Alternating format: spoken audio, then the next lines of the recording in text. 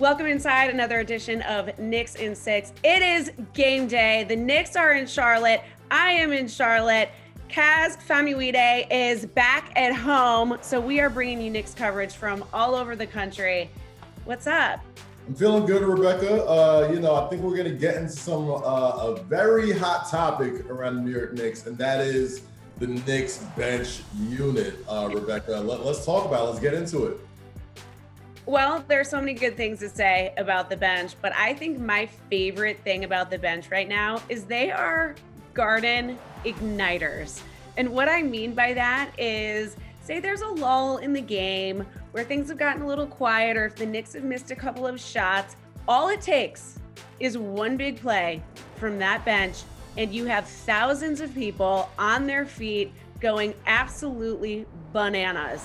And in talking to every single one of the players, they say that in those moments they get chills, that fires them up and that spurs on a run. And we've seen that be so incredibly valuable for this Knicks team. I couldn't agree more. And in addition to that, I think that buzz really starts when we see Derrick Rose start to make his way to that scorer's table, right? Everybody in the arena kind of knows that the energy is about to change up a little bit once Derrick Rose cuts in the game. And that's been like that ever since he got traded over here from Detroit. You know, he's been an igniter. Obviously, the relationship he has with Coach Tibbs is something that's very rare in the NBA. From his rookie season to his MVP season to now this rejuvenation in his career that the entire league has taken notice on. Derrick Rose has been arguably one of the most important players for this Knicks team this side of Julius Randle and RJ Barrett. Absolutely. I think if Derrick Rose stays healthy, he is without a doubt in the running for Sixth Man of the Year, and having that guy on your bench is absolutely fantastic.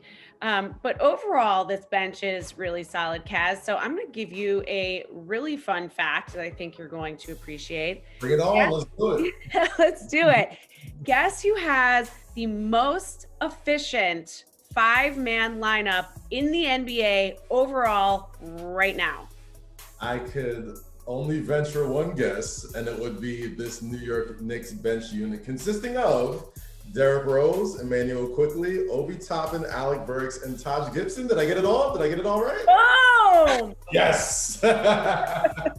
That is right. It is so cool that they literally have the most efficient five-man lineup right now. And that was with at least 50 minutes played. So there's consistent minutes in there. And I just think it speaks so highly of what that unit is able to do. And we have seen them game change time and again. And they're just playing with so much confidence, so much pace, so much energy, and it's why they're getting so many minutes on the floor. Yeah, in addition to that, one thing that's really been helpful with that unit and really speaks to the growth of the Knicks as a franchise overall is their sophomore stars, right? 2 first-round picks last year in Immanuel Quickley and Obi Toppin. Immanuel Quickley started a little bit slow this year, but he's really starting to regain his form that we all fell in love with him in the Garden. Just an incredibly infectious personality. When he hits a three, you see the dreads shaking, he's dancing, he's pointing at his veins, talking about he got ice in his veins. I love me some Immanuel Quickley. There is nothing more exciting in the Garden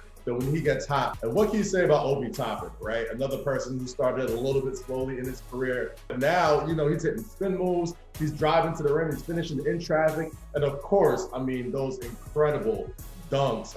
Dunker's Delight, the son of Dunker's Delight.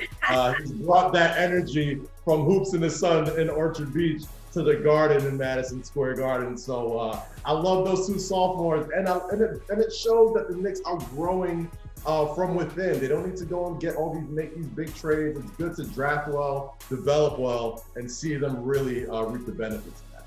Yeah, absolutely. And their style of play is really pressuring defenses. And I love that too, because you go from the starting unit to the second unit, and coaches have to make changes and switches in terms of how they're defending these Knicks. But what I also love overall is just the versatility. And one of the things that Coach Thibodeau has told me time and time again is the answer's always on the bench. So they go into a game, and if it's rebounding that they need, if it's scoring that they need, if it's shot blocking that they need, Tibbs can turn around and look and say, okay, yeah, I have a guy. And one more person I'm going to throw into the mix This is a little bit of a dark horse because we haven't seen him a lot, but you heard it here first, Kaz. Yes, We are going to start seeing more of Quentin Grimes. I'm so glad you said that because that's exactly where I was going. He's not really known yet in the NBA circles, but anybody who's watched Knicks basketball from summer league to the preseason, even in the small minutes that he's gotten in the regular season, there is certain people that shoot a jump shot, and even when you miss it or you make it, it just looks pure. And that's what I get from Quentin Grimes every single time he gets to the floor and shoots the basketball. Not only the shooting, though, it's the defense. Because think about it, right now, what the Knicks need to do, they have got to stop the inside penetration. There are too many guards who are getting to the rim and kicking out for open threes for their teammates. Quentin is a guy that can keep his guy in front of him, who can limit that penetration. Yeah, you know. There we go. There's always been like this sort of little reputation that Tibbs has for playing rookies, but we see last year he's not opposed to it as long as you can come and bring something that he absolutely needs. And you mentioned it, preventing guard penetration is #1 on the Knicks priority list. And if Quentin Grimes can get the job done, I'm sure we're going to see a lot more of him with the rest of the season comes along. And I hope we see all of this tonight in Charlotte. Hey, 1.5 games behind the top of the Eastern Conference standings. So Knicks fans, relax. We're still in pretty good shape, okay? So let's see if they can take it home against the Charlotte Hornets tonight. All right, Kaz, great to work with you as always. That is another edition of Knicks in 6. We out.